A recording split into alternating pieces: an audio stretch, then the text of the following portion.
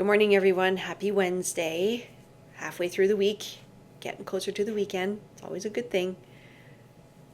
I hope everyone who got pummeled with the snow on the weekend has managed to dig themselves out and are now able to get to where they need to go. Apparently we get a little bit more, and welcome to North America in December. We get some white stuff.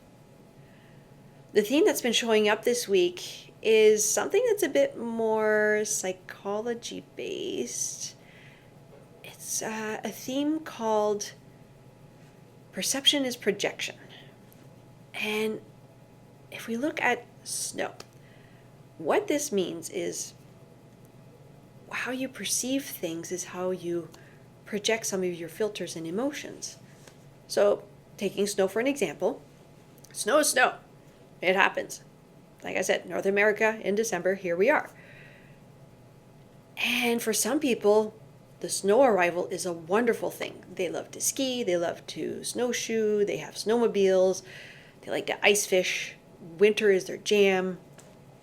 Perfect. They love it. They're happy. They're thrilled. And for some people, they don't like the cold. They don't like the snow. It's more isolating. It's more limiting. And they're not happy. So some people's perception of snow is a great thing, so they project happiness. And for some people, it's not such a great thing, and they project a different emotion. And how you view your world is based on those projections. And these projections are stemmed from your beliefs, your likes, your dislikes, previous experiences, and it colors your world. For a really good example, I have a friend and they had a really great, wonderful event happen in their life which created that great moment of happiness, joy, love, like a very high frequency day. And usually you get your ups and your downs, and now they're kind of experiencing about that down moment afterwards. And I was talking to them and they're like, oh my gosh, I'm consciously aware that this is what happens, and I'm kind of feeling a little bogged down in it. Well, I have tools and techniques to kind of work around that. And after we did one, they then looked at me and went, you look a lot happier and you're smiling. And I said, well, I was smiling before. Well, no, before you look sad and tired. I went, nope, same me. There's only been 5 minutes and my mood has been the same all the way through.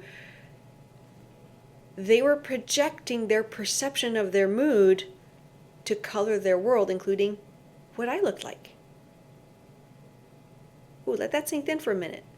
I look sad and tired based on their projection of sad and tired. And then that alleviated with the technique we did. And then I looked happy because they felt more happy.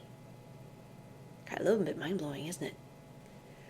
We use this a lot with our vision therapy patients, especially the brain injuries. They're always looking back of what they were. And then they get bogged down in that because they're disappointed, frustrated, angry. Why am I not better yet? And they lose sight of the progress that they have made since their injury, that things have gotten better. They are able to do more, and they're not doing what they used to. Therefore, they keep looking back. Perception is projection.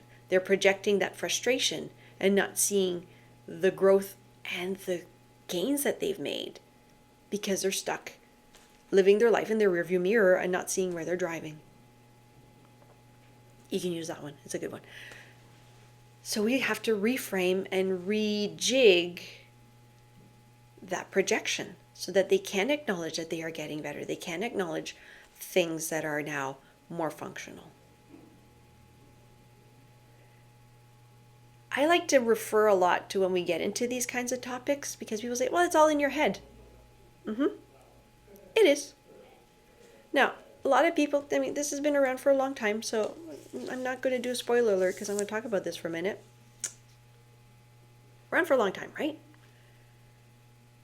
When we get to the end, towards the end of the last book, and Harry goes into the forest, and Voldemort does Avada Kedavra, and he gets knocked out, and he ends up in a very clean and white version of King's Cross Station.